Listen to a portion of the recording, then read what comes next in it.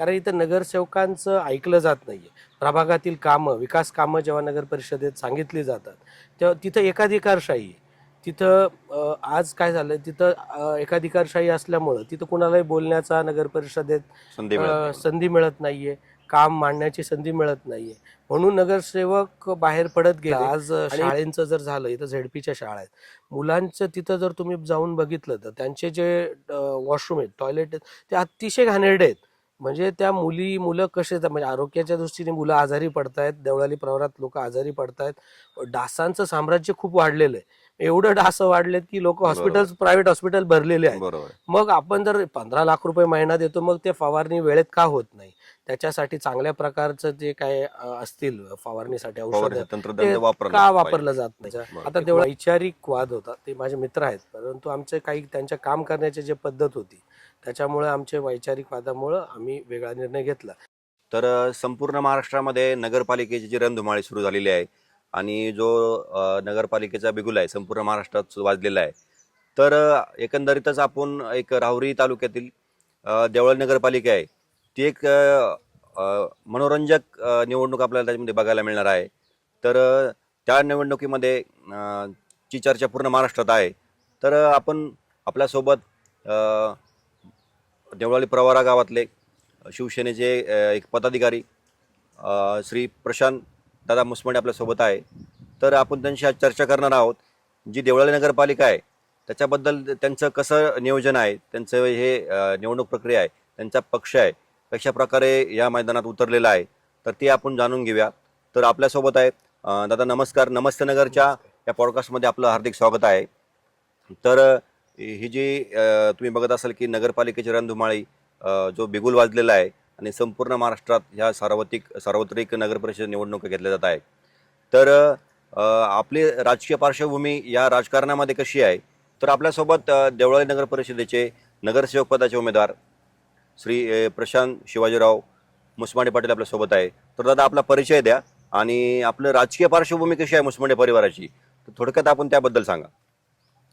नमस्कार. मी देवळाली नगर परिषदची जी निवडणूक आहे त्याच्यासाठी मी संपूर्ण पॅनल इथं उभा केलेला आहे आणि मी स्वतः नगरसेवक पदासाठी प्रभाग क्रमांक 3मध्ये मी उभा आहे. तसं बघितलं तर माझे एक चुलते नगराध्यक्ष होते देवळाली प्रवराचे. त्यांच्यानंतर आम्ही आज 30 वर्ष झाले, तर 30 वर्षामध्ये आम्ही भाजपसोबत आहोत. बरोबर. तर ती काही जी घटना घडली त्यामुळं आम्ही भाजपसोबत गेलो आणि आत्तापर्यंत आम्ही भाजपसोबत, माझे वडील नगरसेवक होते, सोसायटीमध्ये होते. तर आम्ही जे काय आज राजकारण केलं, तर आम्ही राजकारण एक समाजसेवेच्या दृष्टिकोनातून आमचा परिवार हा राजकारण करतोय. देवळाली प्रवरामध्ये आमचा मुसमाडे परिवार हा खूप मोठा आहे बरोबर. आणि हा परिवार जरी राजकारणामध्ये आज अग्रस्थानी दिसत नसला परंतु एक देवळाली प्रवरातल्या राजकारणामध्ये खूप महत्त्वाचा एक आमचा परिवार एक भाग आहे.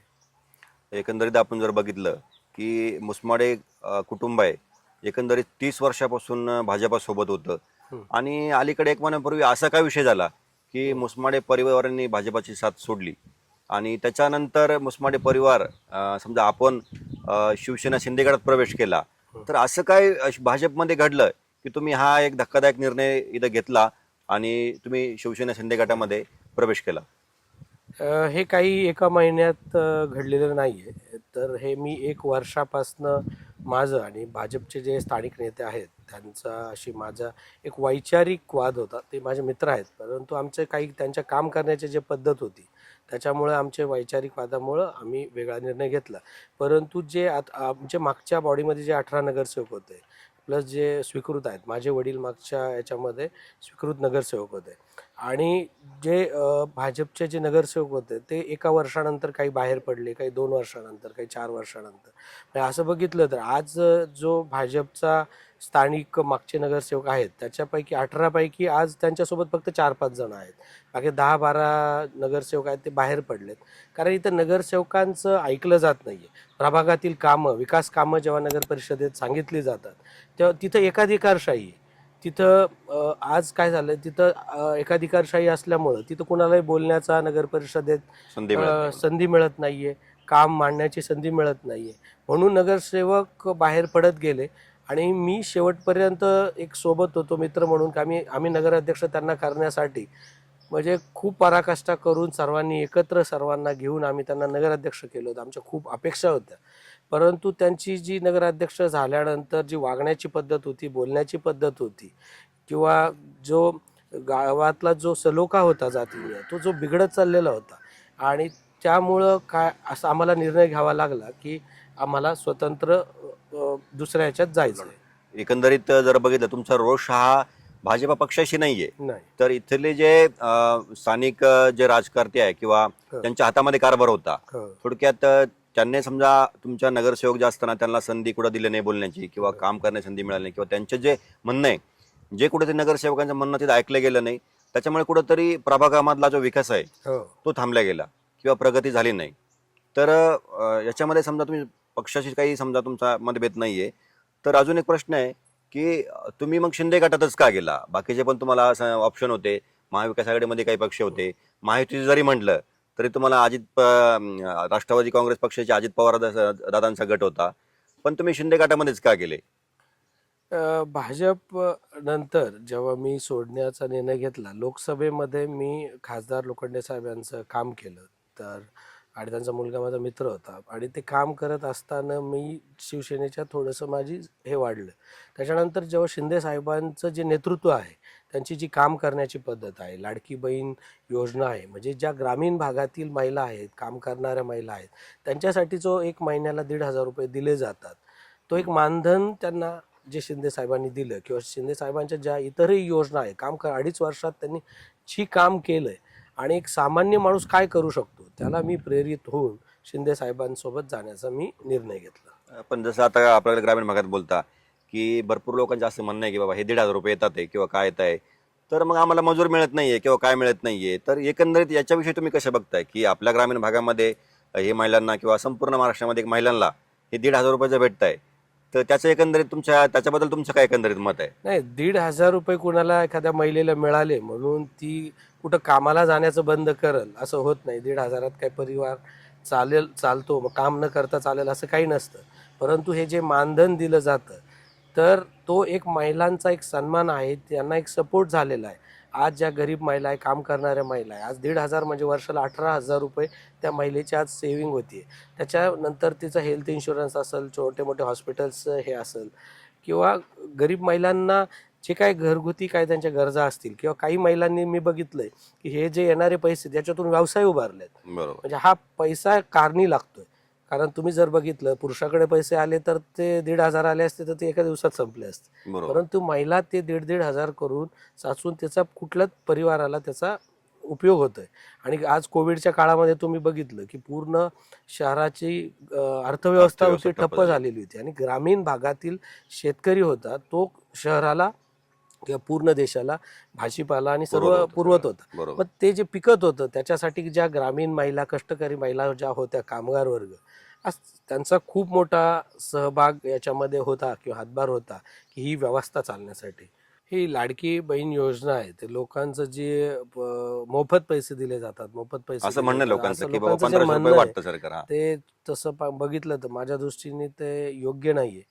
कारण तो त्यांच्या जे काय समाजासाठी किंवा अर्थव्यवस्थेसाठी ज्या काही ग्रामीण भागातील शेतकरी महिलांसाठी काम करणाऱ्या ज्या महिला आहेत त्यांच्यासाठी तो एक मोबदला आहे, त्यांच्या कष्टाचा तो एक मोबदला दिला जातो. थोडक्यात तुमचं असं म्हणणं आहे की बाबा जे नोकरीवाले लोक आहेत त्यांना कुठेतरी इन्सेंटिव्ह भेटत असतो, कुठेतरी पेन्शन चालू असते, कुठेतरी काय असतं किंवा म्हणजे हे आपल्या ते लोक रिटायर्ड झाल्यानंतर त्यांना फायदा भेटतो, पण एक शेतकऱ्यांचा जो विषय आहे तर त्यांना कुठेही प्रकारचं मानधन मिळत नाही. बरोबर आहे, शेतकऱ्यांना मानधन मिळत नाही आहे किंवा नोकरीवाला असू, व्यवसायवाला असू, त्यांना त्यांच्या प्रोडक्टची, त्यांच्या वस्तूची किंमत ठरवण्याची, त्यांच्या सेवेची किंमत ठरवण्याचा त्यांना अधिकार आहे. तसं शेतकऱ्यांना नाही आहे.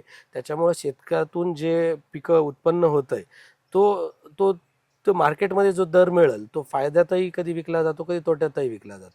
मग त्याचा परिणाम ज्या शेतात काम करणाऱ्या पण ज्या महिला आहेत त्यांना जो त्याचा मोबदला कामाचा दिला जातो तो पण तसा बघितला तर तो अत्यल्प आहे. कारण शेतकऱ्यालाच तेवढा भाव मिळत नाही. म्हणून जे आज महागाई वाढलेली आहे त्या महागाईच्या दृष्टीने आज शेतकरी तोट्यात आहे आणि त्याच्याकडे काम करणारे जे आहेत ते नाही. म्हणून तो एक शासनातर्फे शिंदे साहेबांतर्फे हा एक त्यांच्या कष्टाला, त्यांच्या कामाला हा मोबदला आहे. एकंदरीत बघितलं तर शिंदे साहेबांच्या काळामध्ये अजूनही काही महिलांसाठी योजना सुरू झाल्या होत्या. जसं लेक लाडकी योजना आहे, लाडकी सून सुद्धा योजना आता सुरू झालेल्या आहे. त्यासोबतच हे ज्या महिलांसाठी आपल्या ज्या एस टीमध्ये तर 50% आरक्षण ही सुद्धा महिलांसाठी एक खूप चांगल्या प्रकारची योजना शिंदे साहेबांच्या काळात सुरू झालेली आहे. तर त्याचा सुद्धा आपल्या कुठेतरी ह्या ग्रामीण भागामध्ये फायदा होतो. तर याच्याबद्दल तुम्ही म्हणजे काय सांगू शकाल? महिलांसाठी ज्या ज्या योजना काढलेल्या आहेत, आता लाडकी सून आता जी एक योजना आली आहे की म्हणजे काही परिवारांमध्ये जे काही त्यांच्या फॅमिलीचे वाद अंतर्गत वगैरे, मतभेद असतात अंतर्गत मतभेद आहे, त्यांना सपोर्ट व्हावा, त्यांना शासनाचे हे व्हावे, त्याच्यासाठी त्या योजना आहेत. किंवा बाकीच्या पण महिलांसाठी योजना शासनाने किंवा एकनाथ शिंदे साहेबांनी ज्या सुरू केलेल्या आहेत, त्याच्यामुळं महिलांमध्ये एक अत्यंत ज्या महिला अशा झाल्या होत्या त्यांचा एक कॉन्फिडन्स डाऊन झालेलं होतं. म्हणजे त्या कुठं त्यांना शासनाकडून अथवा कुठल्याही सरकारकडून महिलांकडे एक दुर्लक्षित झालेलं होतं. परंतु शिंदे साहेबांनी आज ज्या महिलांसाठी सगळ्या योजना काढल्या, त्याच्यामुळं आज महिला सक्षम झाल्यात. महिलांमध्ये एक कॉन्फिडन्स वाढला Confidence थोड्यात वाढला. की बरोबर. आपल्याबरोबर की कुणीतरी आहे. कुणीतरी आहे. हा. तर त्याच्यामुळे शिंदे साहेबांना जो लाडका भाऊ म्हटलं जातं, ते याच कारणामुळं सर्व महिला त्यांना लाडका भाऊ म्हणतात. ओके. त्याच्यानंतर आपण पुन्हा आपल्या नगर परिषदेच्या विषयाकडे येऊया. तर एकंदरीत जर बघितलं, एक जनरली विषय असतो की नगरपालिकांच्या स्थानिक लेवलला एक पाण्याचा विषय असतो, ड्रेनेजचा विषय असतो, त्याच्यानंतर आरोग्य असतं, रस्ते असतात, या स्ट्रीट लाईट असतात. तर याच्यामध्ये एकंदरीत आपल्या देवळाली नगर परिषदेमध्ये कशा प्रकारे विकास झालेला आहे? समजा या गोष्टी सगळ्यांना जर पकडलं तर तुमच्या देवळाली नगर परिषदेमध्ये कसा विकास झालेला आहे सर्व गोष्टींचा? देवळाली प्रवरामध्ये जर विकासाचं बघितलं तर कुठलाही विकास देवळाली प्रवरामध्ये कुठलाही बदल हा झालेला नाहीये.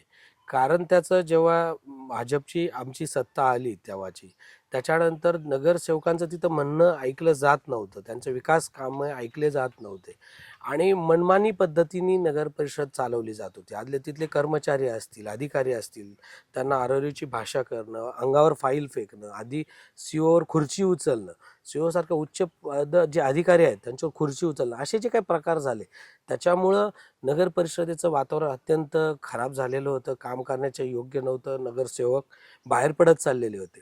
आणि राहिला याचा की काय काय विकास झालाय, तर फक्त एक स्विमिंग पूलचं 2019ला काम सुरू केलं गेलं. अद्यापपर्यंत ते 2 वर्षात काम कंप्लीट करायचं होतं माझ्या अंदाजे. ओके. परंतु जवळजवळ 6 आज वर्ष 6 झाले. वर्ष झाले ते काम अजूनही अपूर्ण आहे. त्याच्यानंतर रस्त्याची अवस्था बघितली तर अत्यंत बिकट आहे. वाड्या वस्त्यांवर आता आम्ही जेव्हा फिरतोय किंवा लोक आम्हाला येऊन भेटतायत, तर प्रामुख्यानं रस्तेच राहिलेले नाहीये देवळाली प्रवरामध्ये. बरोबर. जे काही 1-2 रस्ते आहेत ते काही खासदार निधीतून वगैरे झालेले आहेत. ते केंद्राच्या लेवलने किंवा राज्य हो, शासनाच्या, दुसऱ्या महाराष्ट्र ह्याच्यातून शासनाच्या. झालेत आणि हां. यांनी जरी रस्ते केले तर ते 3 ते 6 महिन्यामध्ये फुटतात. लोक नागरिक तक्रार करायला गेले की तिथं दादागिरीची भाषा केली जाते त्यांच्यावर. इथं बोलण्याचा कुठेतरी देवळाली दडपशाही करण्याचा किंवा त्यांचा आवाज दाबण्याचा हो, प्रयत्न इथं केला. दडपशाही देवळाली प्रवरात चालू आहे. कुणी सोशल मीडियावर इथं काही बोलू शकत नाही, पोस्ट करू शकत नाही, नगर परिषदेत जाऊन तक्रार पण कुणी करू शकत नाही. तर थोडक्यात ते एवढं एकंदरीत जर बोललं दहशतीमध्ये आज देवळाली प्रवरा आहे. आणि विकासाचं जर बघितलं तर कुठलंही तुम्हाला इथं ग्राउंडची तुम्हाला सुविधा दिसणार नाहीये. इथं लायब्ररी एक आहे, तर राहुरी फॅक्टरी सारखा मोठा भाग आहे 8-9 हजार लोकसंख्येचा, तिथं पण एक सेपरेट लायब्ररी, अभ्यासिकेची गरज होती मुलांना. देवळाली तर अभ्यासिकेची गरज आहे. खासदार निधीमधून जे ई लायब्ररी कंटेनर आलेले आहेत, ते 3 कंटेनर आलेले होते आणि मग खासदार साहेबांचे जे प्रतिनिधी आहेत त्यांनी माझ्याशी संपर्क केला. मग मी राहुरी फॅक्टरी इथं एक शाळा आहे, देवळाली प्रवरातलं एक हायस्कूल आहे आणि अजून एक कॉलेज आहे देवळाली प्रवरामध्ये, तर जिल्हा मराठाचं. तर तिथं मी त्या ई लायब्ररी ठेवण्याचा प्रस्ताव दिला. परंतु 2 प्रस्ताव माझे राहुरी फॅक्टरीचा आणि देवळालीचा त्यांनी मान्य केला आणि तिथं ठेवलं. परंतु जो कॉलेजमध्ये जी लायब्ररी ठेवायची होती तर ती त्यांनी जे भाजपचे स्थानिक नेते, नाही माझ्या ऑफिस समोरच ती पाहिजे तिथं. पण तसं बरं. बघितलं तर कुठल्या एखादी सहकारी सोसायटी आहे जिथं शेतकरी येतात किंवा जिथं राजकीय त्यांचं कार्यालय आहे, तिथं मला नाही असं वाटत की लायब्ररीची तिथं तेवढी गरज आहे. परंतु पण त्यांच्या हट्टापोटी मला असं वाटतं मग ती ई लायब्ररी होईल की त्यांच्या कार्यकर्त्यांचं ते ऑफिस होईल, हा एक प्रश्न आहे. एकदम. थोडक्यात तुमचं असं म्हणणं आहे की एक थोडं कोणतरी हुकुमशाहीचं थोडासा इथं हो. वातावरण दिसतंय की आवाज दाबणे किंवा तुम्ही आता लायब्ररीचा जो विषय मांडलाय हो. की एक ज्ञान तिथं घेण्याची गोष्ट, ज्ञान संवर्धन करण्याची गोष्ट आहे, हो. त्याचा यूज त्याचा जो वापर आहे त्या ठिकाणी झाला पाहिजे. याच्यामध्ये कुठेतरी राजकीय विषय नाही आला पाहिजे. आपल्याकडे तुम्ही देवळाली म्हणा किंवा आसपासच्या परिसरामध्ये भरपूर जे मुलं आहे, हो. तर त्यांच्यासाठी कुठेतरी याचा फायदा पण व्हायला पाहिजे. तर अजून तुम्ही समजा इथं मैदान आहे का तुमच्याकडे मुलांना अवेलेबल, की आपण आता बघू शकतो की भरपूर लोक आहे जे पोलीस भरती असू द्या, आर्मी असू द्या किंवा अशा स्पर्धा परीक्षांची तयारी करतात. तर एकंदरीत त्याच्या तयारी करण्यासाठी इथं काय बेस आहे किंवा काय सुविधा तुमच्या नगरपालिकाच्या अंतर्गत किंवा त्याच्या अंडर अवेलेबल आहे, तर काही मुलांना सुविधा मिळतात का काही इथे? नाही, देवळाली प्रवरामध्ये कुठलंही एकही आज मैदान नाही आहे मुलांसाठी खेळायला. म्हणजे आज तुम्ही छोट्या मुलांचा विषय घेतला तरी आज त्यांची अशी परिस्थिती की शाळेतून जेव्हा ते मुलं येतात तर ते मोबाईल घेऊन घरात बसलेले असतात. कारण मैदान उपलब्ध नाही आहे, तसं ट्रेनर नाही आहे, कोच नाही आहे. त्याच्यानंतर जे मोठे भरतीसाठी जाणारे मुलं आहेत त्यांच्यासाठी ग्राउंड्स नाही आहे. त्याच्यामुळे त्यांना अकॅडमीमध्ये काही मुलं अकॅडमीमध्ये का राहतात, फक्त मैदानासाठी राहतात. बरोबर. का त्यांचं जी ट्रेनिंग आहे अकॅडमी गरजेची आहे, पण ज्या अकॅडमीची ट्रेनिंग कंप्लीट झालेली असते त्याची, परंतु तो तिथं कशासाठी राहतो की ग्राउंडसाठी, मैदानासाठी राहतो.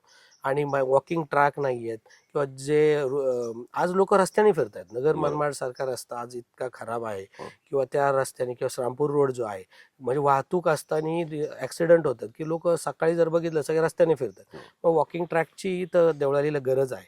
आमची सत्ता आल्यानंतर आम्ही देवळालीत मैदान असू द्या, एक क्रीडा संकुल करणार आहोत. आम्ही तिथं वेगवेगळ्या खेळांसाठी त्याचे ग्राउंड्स उपलब्ध करून देणं, त्याचं प्रशिक्षक उपलब्ध करून देणं, त्याच्यानंतर जे काय वॉकिंग ट्रॅक असतील, जॉगिंग ट्रॅक असतील, या सगळ्या सुविधा आम्ही इथं करणार आहोत.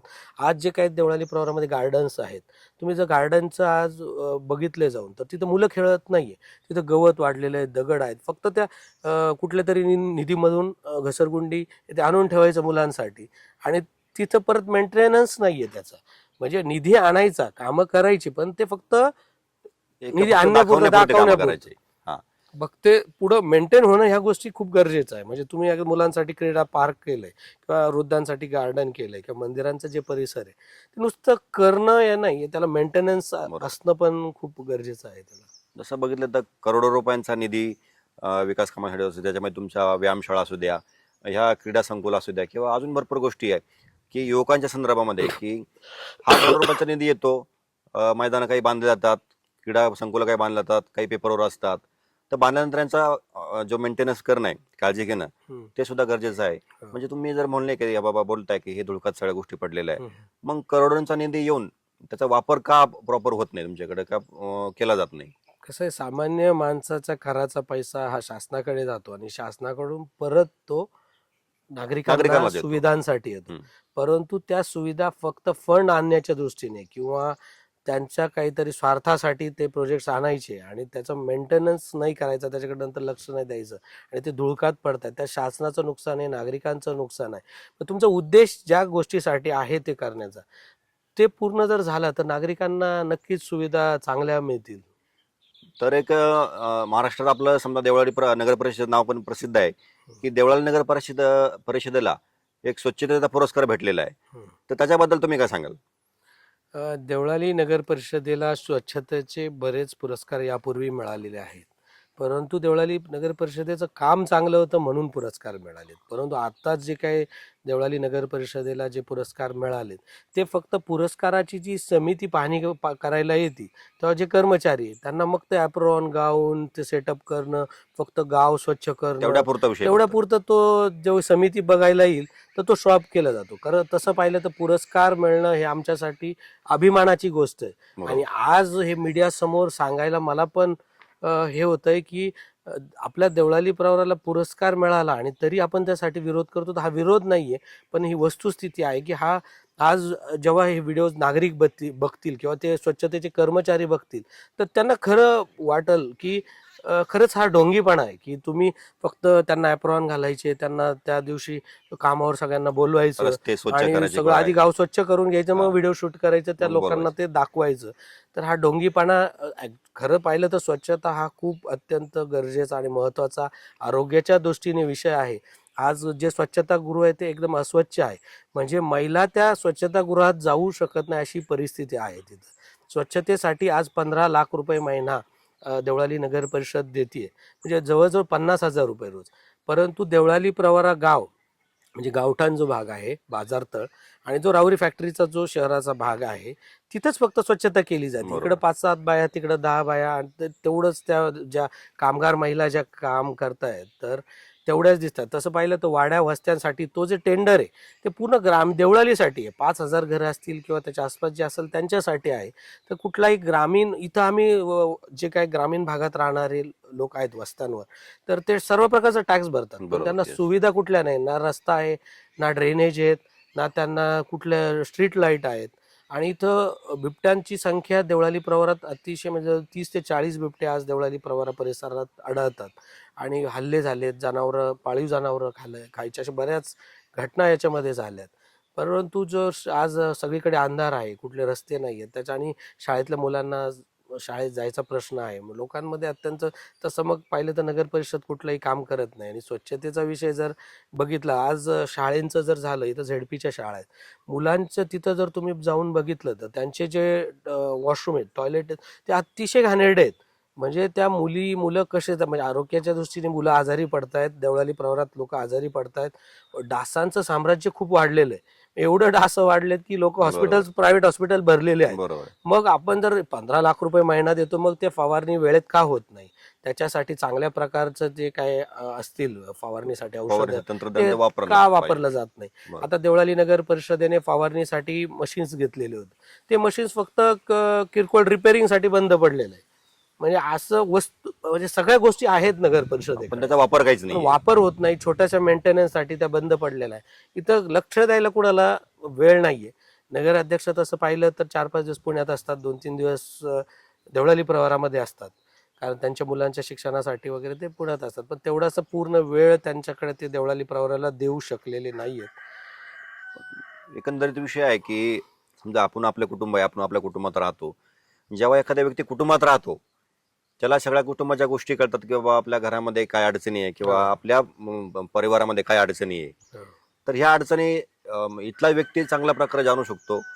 की तुम्हाला काय वाटतं बाबा की नगराध्यक्षांनी सुद्धा कसं काम असावं की त्यांनी लोकांशी कनेक्ट राहावं किंवा त्यांच्या ज्या अडचणी, म्हणजे लोकांच्या जर अडचणी त्यांच्यापर्यंत नाही पोहोचल्या किंवा पोहोचल्यानंतर त्याच्यावर उपाययोजना केल्या गेल्या पाहिजे, तर उपाययोजना तुमच्याकडे होताना दिसत नाहीये. तर मग कशा तुमचं काय याच्यावरती मत आहे की उपाययोजना कशा केल्या गेल्या पाहिजे किंवा काय झालं पाहिजे याच्यावरती? हे सुरुवातीला जर बघितलं तर नगर अध्यक्ष आमचे हे अत्यंत, ते माझे मित्र आहेत आणि अत्यंत ऍक्टिव्ह होते. त्यांच्याकडे देवळालीच्या दृष्टीने खूप सारे हे होत. परंतु जसं जसं ते सत्तेत आल्यानंतर त्यांच्यामध्ये जे त्यांचं बदल होत गेले किंवा इतर त्यांच्या आजूबाजूला जे काय टीम गोळा झाली, किंवा त्यांनी जे चुकीचं त्यांना फीडअप करणं, लोकांविषयी सांगणं, फक्त टेंडर घ्यायच्या दृष्टीने त्यांच्याजवळ गोळा झाले. आणि जे खरं त्यांच्या बरोबर काम करणारे परिवार होते, ज्यांना प्रत्येक इलेक्शनमध्ये साथ देणारे परिवार होते, त्यांच्यासाठी म्हणजे आम्ही एक परिवार म्हणून काम करतो. बरोबर. परंतु इलेक्शनसाठी इलेक्शन झाल्यानंतर, निवडून आल्यानंतर त्यांच्या भोवती एक जे लोक गोळा झाले, कॉन्ट्रॅक्ट घेणारे, जे टेंडर, तर त्यांनी त्यांच्यामध्ये ते असे ग्रुप पटून गेले की त्यांना ह्या गोष्टींमध्ये लक्षच राहिलं नाही. म्हणजे जो माणूस देवळाली प्रवासासाठी 24 तास अक्षरशः देत होता, पण तो का ह्या लोकांमुळे, आजूबाजूच्या लोकांमुळे तो त्याला मिसगाईड केलं गेलं. आणि मग ते त्याला असं चित्र दाखवलं जात आहे अध्यक्षांना की हो खूप चांगलं चालू आहे, लोकांचा खूप प्रतिसाद आहे, नाही नाही इकडं खूप चांगलं आहे, दादा आले तोंडावर. आणि आम्ही जे काय होतो, जे बाहेर पडलेले, मग आदिनाथ कराळे असतील, मी असेल, आम्ही बरेच जण जे बाहेर पडलोय, तर आम्ही स्पष्ट बोलत होतो की ते आमचे मित्र पण होते, अध्यक्ष पण होते, हक्काणी होते, आम्ही त्यांना निवडून आणलेलं होतं. तर त्यांच्यासाठी आम्ही किती कष्ट केले, काय केलं होतं आम्हाला माहित होतं, आमचा हक्क होता. आणि आम्ही त्यांना जाणीव करून देत होतो की वस्तुस्थिती काय आहे. चूकला चूक सांगत होतो, बरोबरला बरोबर सांगत होतो. त्यांच्या भोवती जे काही गोळा झालेले लोक होते ते त्यांना अंधारात ठेवत होते की नाही सगळं चांगलं चालू आहे, चांगलं चालू आहे. अक्षरशः आता इलेक्शन लागेपर्यंत त्यांना असं वाटत होतं की माझ्या पुढे कुठलाही पॅनल लागणार नाहीये, कुणी उभाच राहणार नाहीये, मी एकटाच इथं देवळाली प्रवारामध्ये आज त्या याच्यावर आले. आणि काँग्रेसची वगैरे जर बघितलं तर काँग्रेसमध्ये तेवढे लोक राहिलेले नाहीयेत, किंवा जे काँग्रेस पूर्ण काँग्रेस असं ते हे देवळालीत त्यांचं तसं अस्तित्व तेवढं मोठं नाहीये आज याच्यामध्ये. आणि त्यामुळे मग ते त्यांच्या भोवती जे चित्र निर्माण केलं गेलंय, तर मला असं वाटतं की आता इलेक्शन लागलं, त्यांचे डोळे उघडले असतील की आपण चुकीच्या लोकांना बरोबर घेऊन, चुकीच्या लोकांवर विश्वास ठेवून जो देवळाली प्रवाराचा आज सर्व नागरिकांचा जो काय आज तोटा झालाय किंवा जो विकास झाला नाहीये, आता त्यांना नक्कीच जाणीव होत असेल की कोण लोक खरे आपले होते, परंतु त्यांच्या अहंकारापायी त्यांना जाणीव पण झाल्यानंतर त्यांच्या अहंकारापायी ते पुढं त्यांचा स्वभाव असा आहे की त्यांना जाणीव जरी झाली हो चूक झाली तर ते होऊन पुढे येऊन बोलत नाही. हम्म. माझं मत असं आहे की कुठेतरी पुढे येऊन बोललं माझ्याकडनं पाहिजे काही काहीतरी. चूक झाली हा, तर मी पुढे येऊन तुमच्याशी कम्युनिकेशन ते ठेवत नाही, ते ठेव. कम्युनिकेशन लगेच बंद करतात. मग एवढे जे काय नगरसेवक बाहेर पडले किंवा इतर सर्व राजकीय परिवार त्यांच्यापासून दूर गेले तर ते कम्युनिकेशन गॅप आहे. आणि त्यांना जे काही लोक सांगणारे आहेत ते त्यांच्यावर प्रथम विश्वास ठेवतात. मग तसं समक्ष जाऊन जर बोलले असते तर आज मला नाही वाटत त्यांच्या समोर वन वे इलेक्शन असतं आज. बरोबर आहे. म्हणजे एकतर्फी त्यांनी पूर्ण हो बॅटिंग केली असती हो आणि सर्व तुम्ही त्यांच्या सोबतच असतात. हो हो बघितलं नक्कीच. तर एक अध्यक्ष म्हणा कुटुंबाचा प्रमुख असतो, तर त्या सर्वांच्या गोष्टी ऐकून घेतो आणि त्याच्यावर काहीतरी मार्ग काढण्याचा सुद्धा त्यांच्याकडनं हो, उपाय केला जातो. तर असं कुठं होताना तुमच्याकडे दिसत नाहीये. बरोबर. आपण जर बघितलं की महायुतीचं सरकार आहे, महायुतीमधून आपलं शिवसेना शिंदे गट आहे, आपण देवळाली नगर परिषदेची निवडणूक आहे ही स्वबळावर लढवण्याचा निर्णय घेतलेला आहे. तर एकंदरीत आपला पॅनल म्हणजे कशा प्रकारे तुम्ही एवढ्या झटपट एवढ्या घाईमध्ये किंवा एवढ्या लवकर उभा केलेला आहे आणि तुमच्या यामध्ये विजन काय, तुम्ही उमेदवार कसे तुम्ही इकडं उमेदवार तुमच्या पक्षात तुम्ही घेतलेला आहे आणि एकंदरीत तुमचे सर्व विजन कसं असणार आहे पुढे? अ, वर महाराष्ट्रामध्ये युती असली तरी आम्हाला सांगितलं गेलं होतं प्रथम तुम्ही स्थानिक लेवललाही युतीला प्राधान्य द्या म्हणून. परंतु आम्ही युतीतील आमचे इतर पक्ष आहेत घटक पक्ष त्यांच्याशी आम्ही चर्चा केली. परंतु भाजप कुठलंही कोणाबरोबरही चर्चा करायला तयार नव्हतं. त्यांनी आम्ही जेव्हा त्यांना ज्या चर्चेसाठी हे केलं परंतु ते काय कोणाशी तयार करत त्यांना स्वबळावरच लढवायची प्रथम होती. लढवायचं होतं आणि आम्हाला आमच्या पक्षाने आदेश दिलेले होते की त्याप्रमाणे मग मी स्वबळावर लढण्याचा निर्णय घेतला. एकंदरीत आपला पॅनल तुम्ही म्हणजे एक महिन्यामध्येच तुम्ही सर्व तयारी केली आहे, तुम्ही शिंदे गटामध्ये प्रवेश हम्म. केला आणि त्याच्यानंतर तुम्ही ठरवलं की नाही आपल्याला स्वबळावरती लढायचं आहे. जसे पक्ष प्रमुखांचे जे आदेश आहे हम्म. त्या आदेशांना आपण तुम्ही आदेश पाळला आणि तुम्ही स्वबळावर निवडणूक हम्म. लढवण्याचा प्रयत्न केला. तर तुम्ही ही जी प्रक्रिया आहे 1 महिन्याची तुम्ही ही कशी तुम्ही पूर्ण केली आणि कशा प्रकारे पॅनल घेऊन उतरलात आता हम्म. आणि आपलं विजन पुढं काय असणार आहे की ह्या ज्या गोष्टी आपण मागे बोललो की या गोष्टींच्या सगळ्यांचा समस्या आहे किंवा नगरसेवकाचं ऐकून घेतलं जात नाही किंवा ह्या सगळ्या गोष्टी आहे, तुम्ही त्याच्यावरती कशा गोष्टीवर मात करणार आहात किंवा तुम्ही तसं कसं विजन घेऊन तुम्ही ह्या नगरपालिकेच्या निवडणुकीत तुम्ही उतरले आहात? मग जेव्हा आमच्या युतीच्या चर्चा झाल्या तर युतीच्या चर्चा पुढे जेव्हा जात नव्हत्या तेव्हा मी पक्षाला तसं सांगितलं वर की अशा अशा अडचणी आहेत मग स्वबळावर तयारी करावी लागेल. आणि ही तयारी माझी एका महिन्यात जरी पक्षाची असली तरी माझं जे युवकांचं संघटन होतं सामाजिक जे कार्य होतं हे खूप वर्षांचं आहे. आणि असं कुणी एका महिन्यामध्ये कुठल्याही गावामध्ये पॅनल उभा करणं बरोबर शक्य नाही आहे. बरोबर. मग हे जे माझं जे युवकांचं संघटन होतं जे काम करणारे जे युवक होते किंवा चांगले काम करणारे जे नगरसेवक होते ज्यांच्याकडे विजन आहे त्या प्रत्येकाला मी मला काय करायचं आहे देवळाली नगर परिषदेमध्ये आपण एकत्र येऊन काय करू शकतो हे मी त्यांना आधी एकत्र केलं पटवलं. ज्यात आमचे नगराध्यक्षपदाचे उमेदवार आहेत बाबासाहेब मुसमाडे हे राजकारणात नव्हते परंतु त्यांचा लोकांमध्ये समाजकार्य जे आहे त्यांचं ते खूप मोठं आहे. आणि लोकांमध्ये नागरिकांमध्ये प्रत्येकामध्ये सगळ्या घटकांमध्ये सगळ्या जातींमध्ये त्यांचं संबंध खूप म्हणजे जवळ घर टू घर संबंध आहे. म्हणजे आज आम्ही फिरतोय त्या मोस्टली प्रत्येक घरातली महिला ही त्यांना ओळखते. बरोबर. म्हणजे एवढं त्यांचं नेटवर्क सोशल नेटवर्क खूप मोठं आहे. परंतु ते राजकारणात यायला इच्छुक नव्हते. पण मग त्यांना असं वाटायचं की मी समाजकार्य करतोय. मग त्यांना मी हे पटवून दिलं की आपल्याला का करायचं आहे पॅनल उभा का करायचा आहे शिंदे साहेबांचं काय आहे आपल्याला सपोर्ट कसा होईल निधी कसा येईल आपण गाव कसं बदलू शकतो गावाचा विकास कसा करू शकतो.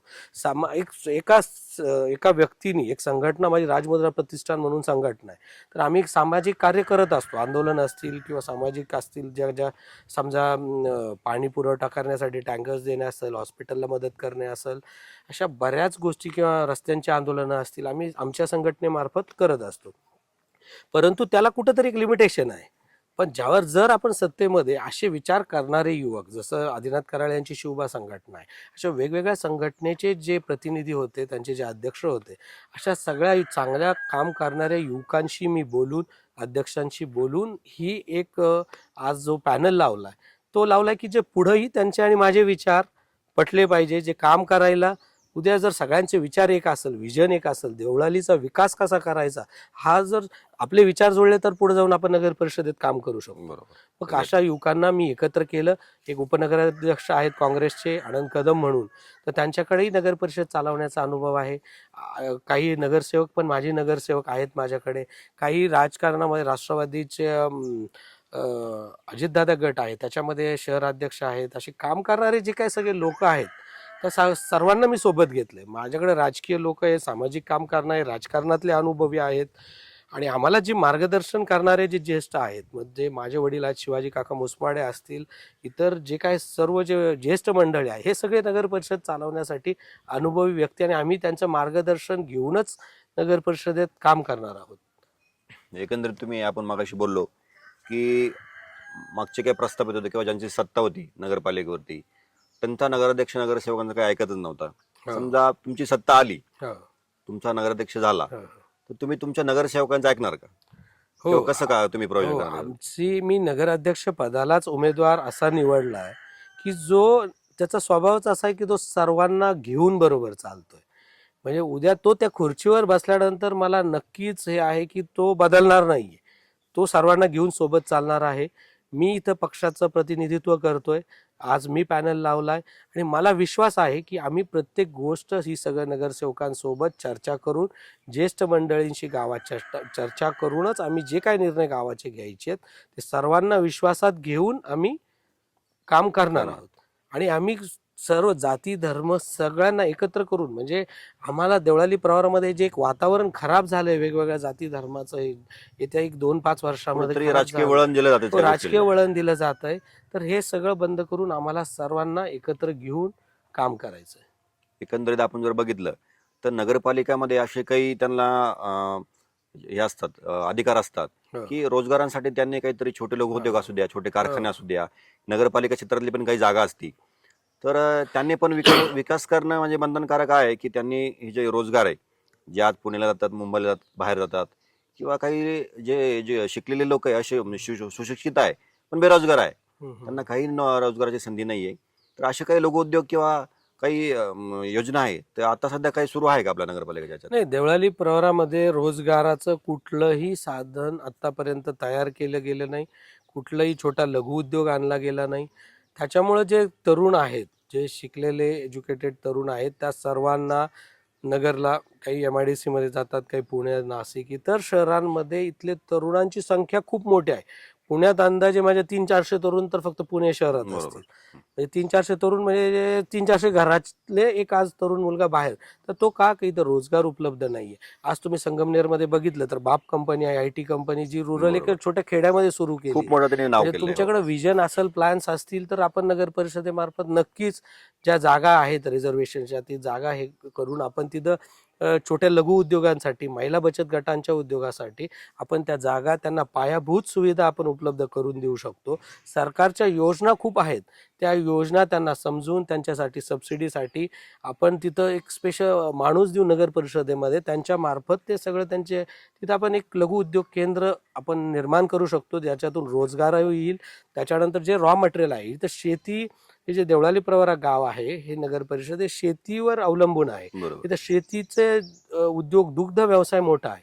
तर आपण इथं फूड प्रोसेसिंग असेल, दुधाचं प्रोसेसिंग असेल, त्याच्यानंतर जे धान्याची प्रोसेसिंग असेल, पॅकेजिंग असेल, हे जर सगळं आपण इथं लघु उद्योग युवकांना करून दिलं तर त्याच्यानंतर व्यावसायिक तयार होतील, रोजगारही निर्माण होईल. त्यांना मार्केट करण्यासाठी, जेव्हा शहरामध्ये तो माल विकण्यासाठी मार्केट उपलब्ध करून देण्यासाठी काही तरुण आपण तिथं हे करू शकतो, ज्यांना शहरात जे आता राहत आहेत, किंवा काही तरुणांना शहरात ठेवून आपण ते नेटवर्क सगळं बनवू शकतो. पण याच्यासाठी तुमची इच्छा पाहिजे, व्हिजन पाहिजे. नगर परिषद मध्ये जर तुम्ही गेले तर तुम्ही खूप काही करू शकता, कारण शासन एवढ्या योजना आहेत, भरपूर पण योजना. त्या अंमलात आणल्या जात नाहीये. लोकांपर्यंत त्यांचा ती योजना माहीत असते, ही आहे, पण कशी करायची, कुठं करायची, डॉक्युमेंट्स कसे करायचे, याच्या खूप अडचणी युवकांमध्ये.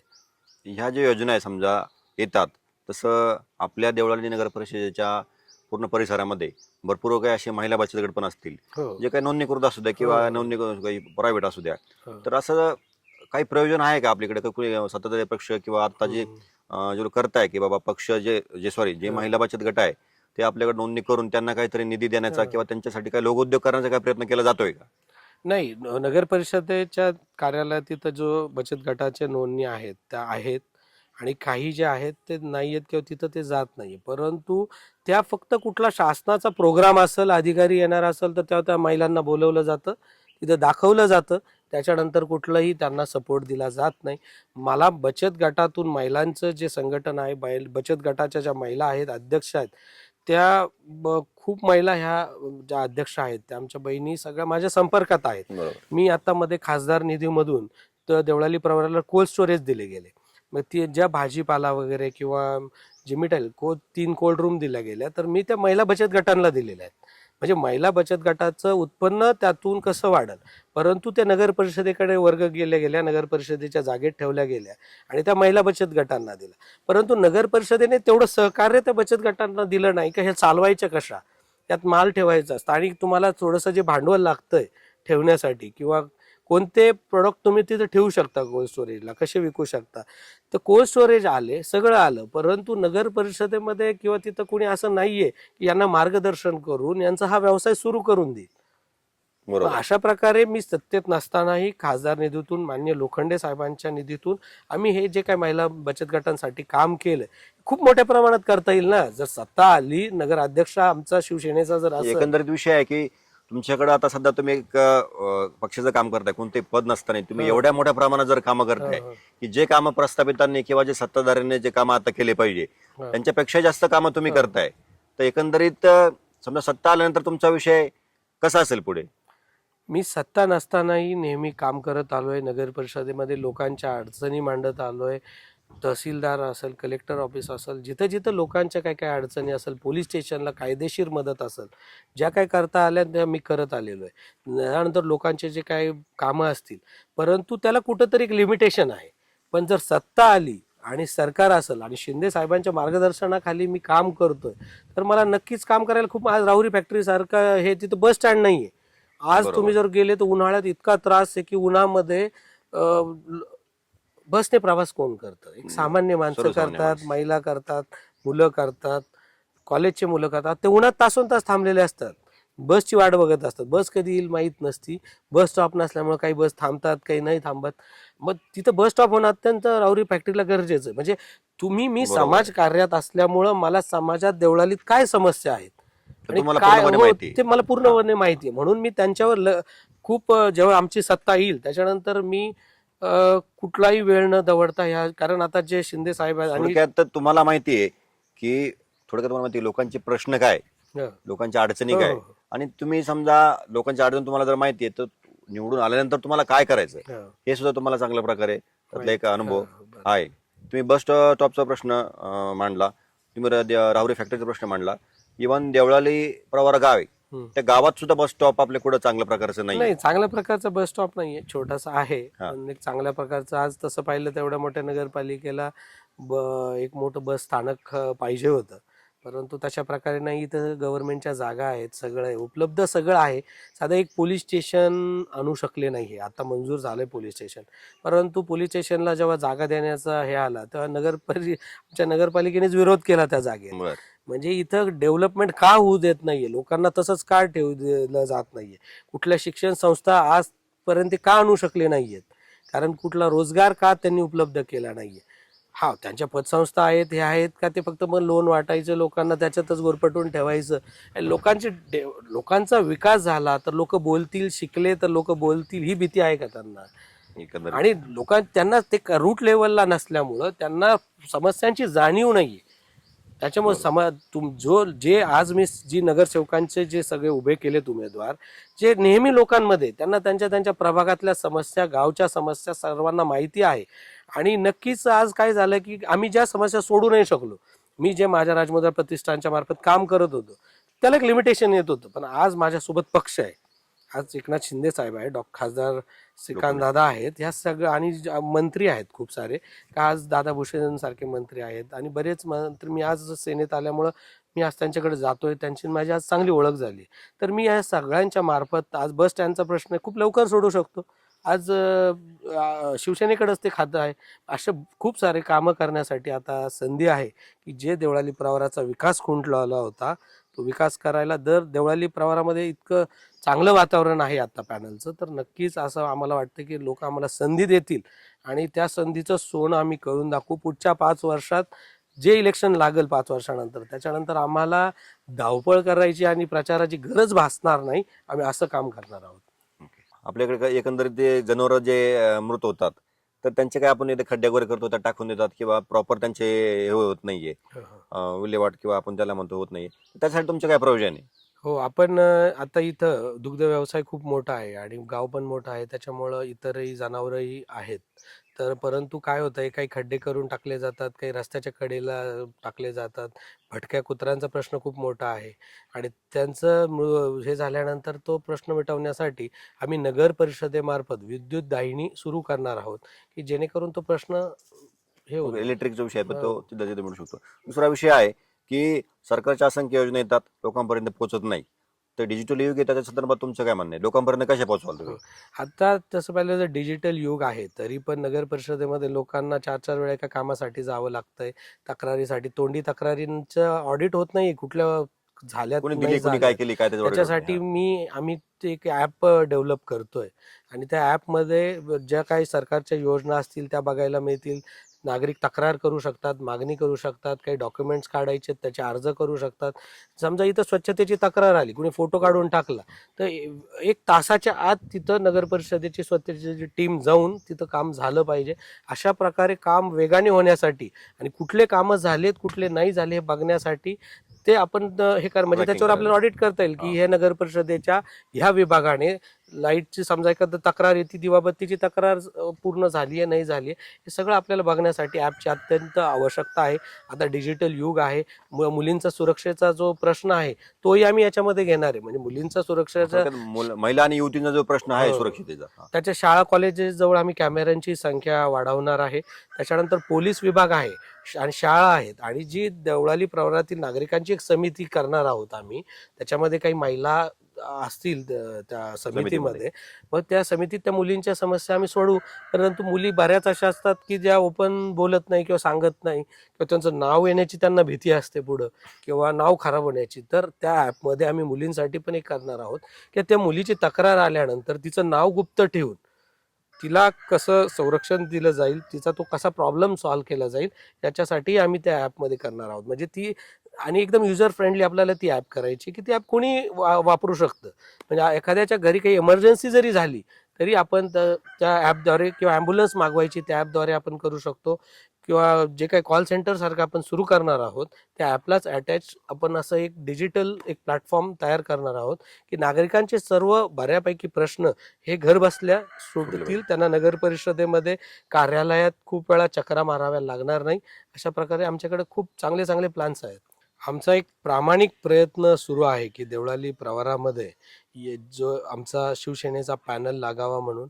आणि तर लोकांनी जर आमचं म्हणणं लोकांपर्यंत गेलं, शेवटच्या लोकांपर्यंत, आज बऱ्याच लोकांपर्यंत पोहोचलंय, त्यांना आमचे विचार पटलेत आणि ते सर्वांपर्यंत पोहोचून लोकांनी जर आम्हाला नगर परिषदेमध्ये निवडून दिलं तर आम्ही जे काही व्हिजन देणार आहोत लोकांना, आमचा जो काय प्लॅन आहे त्याप्रमाणे नक्कीच आम्ही काम करणार आहोत. मग ते जे तुम्हाला मी आता ग्राउंड्सचे विषय सांगितले, गार्डनचे सांगितले, वॉकिंग ट्रॅक सांगितले, राहुरी फॅक्टरी देवळालीमध्ये जिमचा विषय असेल, मुस्लिम शादीखान्याचा विषय असेल, त्याच्यानंतर मुस्लिम जे कब्रस्तान आहे त्याची जागा कमी पडते त्याचा विषय असेल, गावातले मंदिर चर्च असतील, जे धार्मिक स्थळे जे आहेत त्याचा परिसर कसा स्वच्छ केला जाईल, गार्डन्स तिथं कसे तयार केले जाईल की एक सुंदर देवळाली म्हणजे आपल्याला जसं युवकांना रोजगार कसा वाढवला जाईल, महिलांचं सशक्तीकरण कसं जाईल, योजना कशा पोहोचवल्या जातील, या सगळ्या गोष्टीचं आपल्याला कॉम्बिनेशन खूप चांगलं आम्ही करू शकतोय. आमच्याकडे टीम पण चांगली आहे.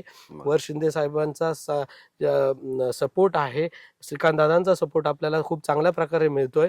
तर त्याच्यामुळे मी सर्व देवळाली प्रवरातील नागरिकांना मी विनंती करतो की तुम्ही आम्हाला यावेळेस संधी द्या. आम्ही नक्कीच देवळाली प्रवरामध्ये बदल तुम्हाला दिसेल, देवळाली प्रवराचा विकास झालेला नक्कीच दिसेल, अशी आशा मी व्यक्त करतो. तर आपल्यासोबत होते प्रशांत शिवाजीराव मुसमाडे, जे शिवसेनेचे नेते आहेत तिथले देवळाली प्रवराचे.